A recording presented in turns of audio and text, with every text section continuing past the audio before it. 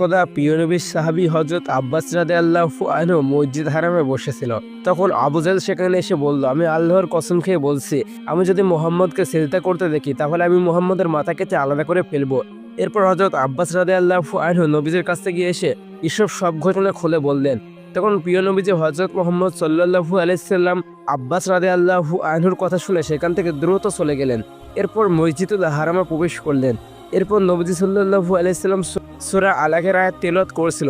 এভাবে বিশ্বনবী সাল্লাল্লাহু আলাইহি সাল্লাম সূরা আলাকের যেখানে সেজদা আয়াত রয়েছে সেখানে সেজদা করছিলেন। নবী সাল্লাল্লাহু আলাইহি সাল্লাম যখন সেজদা করছিলেন তখন কেউ একজন আবু জাহেলকে বলল, হে আবু জাহেল, মুহাম্মদ মসজিদুল হারামে সেজদা করছে। এই কথা শুনে আবু জাহেল খুব তাড়াতাড়ি নবী সাল্লাল্লাহু আলাইহি সাল্লামের দিকে রওনা করলেন এবং কিছুক্ষণ পর নবী সাল্লাল্লাহু আলাইহি সাল্লামের কাছে পৌঁছলেন। কিন্তু কোনো এক কারণে আবু জাহেল বিশ্বনবীর কাছে না গিয়ে ফিরে আসলো। এরপর আবু জাহেলের লোকেরা বলল, হে আবু জাহেল, আপনার কি হয়েছে? তখন আবু জাহেল বলল, আমি যা দেখেছি তোমরা কি তা দেখেছো? এরপর আবু জাহেলের লোকেরা অবাক হয়ে বলল, আপনি কি এমন দেখেছেন? এরপর আবু জাহেল বলল, আমি দেখেছি একটি বড় আগুনের গোলা এবং সেই আগুনের গোলাটি আমার দিকে এগিয়ে আসছে। সেই আগুনের গোলাটি দেখতে এতটাই ভয়ঙ্কর ছিল যে মনে হচ্ছিল সেটি আমাকে এক মুহূর্তের মধ্যে শেষ করে দিবে। একদিন আবু জাহেল কুরাইশদেরকে দেখে বলল, হে কুরাইশগণ, তোমরা কি দেখতে পারছো না মুহাম্মদ আমাদের দিনকে অস্বীকার করছে, আমাদের দেবতাকে গালি দিচ্ছে এবং আমাদের পূর্বপুরুষকে নিন্দা করছে। তাই আমি আমাদের দেবতার সামনে শপথ করেছি, আগামীকাল আমি মুহাম্মদের জন্য একটি বড় পাথর নিয়ে আসবো। যখন মুহাম্মদ সিজদা করবে আমি তখন সেই বড় পাথরটি মুহাম্মদের মাথায় এমনভাবে মারবো যেন মুহাম্মদের মাথা ভেঙে চূর্ণ বিচূর্ণ হয়ে যায়। এরপর আবু জাহেল আরো বলল, তোমরা চাইলে আমাকে সাহায্য করতে পারো অথবা আমাকে আমার শত্রুদের হাতে তুলে দিতে পারো।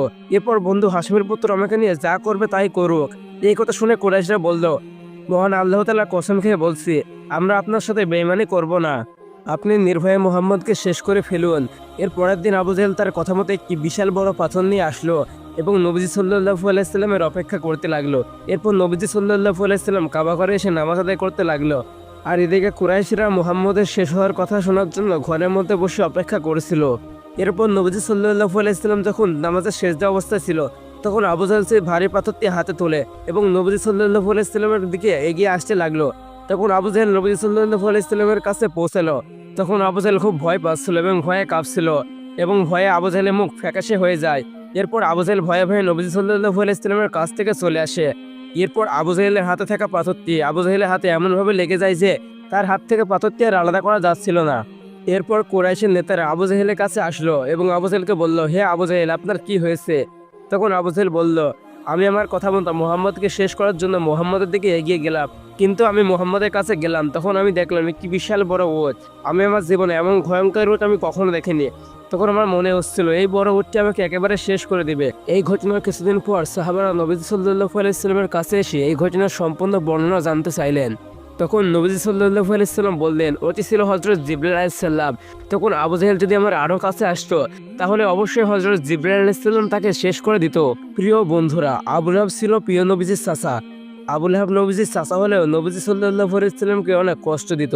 সে বিশ্বনবী সাল্লাল্লাহু আলাইহি সাল্লামকে ইসলাম প্রচারে অনেক বাধা দিত এবং আবু লাহাব বিশ্বনবীকে অনেক অপমান করত এবং আবু লাহাব এবং আবু লাহাবের স্ত্রী দুজন মিলে বিশ্বনবী মুহাম্মদ রাসূলুল্লাহ সাল্লাল্লাহু আলাইহি সাল্লামকে অনেক কষ্ট দিত। এরপর আবু লাহাবের স্ত্রী জঙ্গল থেকে অনেকগুলো কাঁটা কেটে এনে নবীজি সাল্লাল্লাহু আলাইহি সাল্লাম চলার পথে বিছিয়ে দিত। আল্লাহ তাআলা আবু লাহাবকে উদ্দেশ্য করে সূরা লাহাব নাযিল করেছিল। এই সূরায় আবু লাহাবের সাথে আবু লাহাবের স্ত্রীর শাস্তির ঘোষণা দেওয়া হয়েছিল। সূরা লাহাব নাযিল হওয়ার পর আবু জাহেলের স্ত্রী খুব রেগে গিয়েছিল এবং হাতে একটি বড় পাথর নিয়ে নবীজি সাল্লাল্লাহু আলাইহি সাল্লামকে মারতে গিয়েছিল। আবু লাহাবের স্ত্রী যখন নবীজি সাল্লাল্লাহু আলাইহি সাল্লামকে মারতে এসেছিল তখন নবীজি সাল্লাল্লাহু আলাইহি সাল্লামের সাথে তখন আবু বকর রাদিয়াল্লাহু আনহু সেখানে উপস্থিত ছিলেন।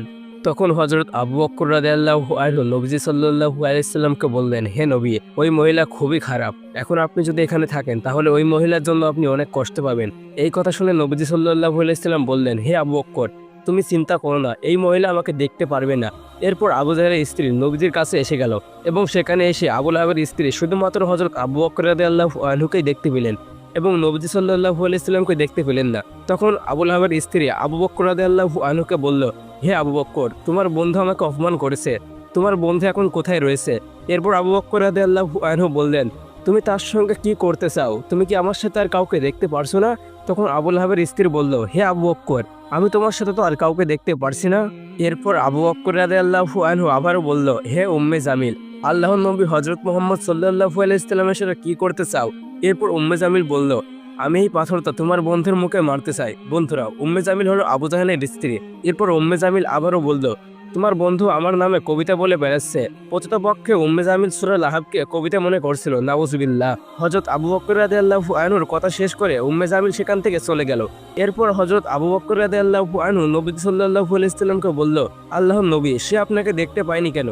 এরপর নবী সাল্লাল্লাহু আলাইহি ওয়াসাল্লাম বললেন, একজন ফেরেশতা আমাকে তার ডানার মাধ্যমে ঢেকে রেখেছিল, এই জন্য উম্মে জামিল আমাকে দেখতে পায়নি। প্রিয় বন্ধুরা, আবু লাহাবের দুইটি ছেলে ছিল। একজন নাম ছিল উতাইবা এবং আরেকজনের নাম ছিল উতবা।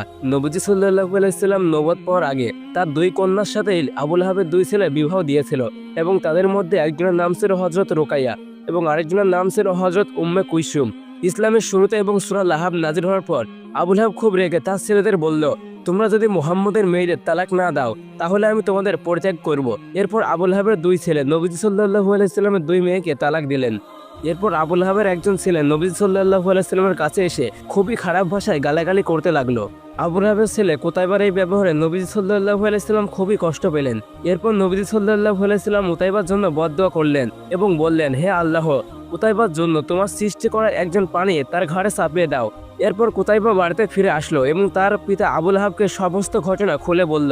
এই ঘটনা কিছুদিন পর আবু লাহাব এবং তার ছেলে শানদেশে যাওয়ার জন্য রওনা করলেন। শানদেশে যাওয়ার সময় তারা একটি জায়গায় থামলেন। সেই এলাকায় একজন লোক আবু লাহাবের কাছে এসে বলল, এই এলাকাটা ভালো নয়, এই এলাকায় অনেক ভয়ঙ্কর পানি রয়েছে। এই কথা বলে সেই লোকটি ওখান থেকে চলে গেলেন এবং আবু লাহাবের কথা শুনে খুবই আতঙ্কিত হয়ে পড়লেন। এবং সেই সময় আবু লাহাব নবী সাল্লাল্লাহু আলাইহি ওয়াসাল্লামের বদদোয়ার কথা মনে পড়ে যায় এবং আবু লাহাব তার সঙ্গীদের বলল, তোমরা আমাকে সাহায্য করো, আমি মুহাম্মদের বদদোয়ার কারণে খুবই ভীত হয়ে আছি। তোমরা এখানে আমার ছেলের জন্য বিছানা পেতে দাও এবং আমার ছেলের চারিপাশে তোমরা তোমাদের বিছানা পেতে নাও। এরপর আবু লাহাবের কথা মতো সবাই আবু লাহাবের ছেলের চারিপাশে বিছানা পাতলো। এভাবে আবু লাহাব তার ছেলেকে আগলে রাখলো এবং তাকে পাহারা দিতে লাগলো। এইসব করার পর নবী সাল্লাল্লাহু আলাইহি ওয়াসাল্লাম ভবিষ্যৎবাণী সত্য হয়ে গেল। মাঝরাতের কাছাকাছি একটি সময় একটি ভয়ঙ্কর সিংহ তাদের কাছে এসে পৌঁছালো। আবু লাহাবের ছেলের কাছে এসে আবু লাহাবের ছেলেকে টুকরো টুকরো করে ফেললো।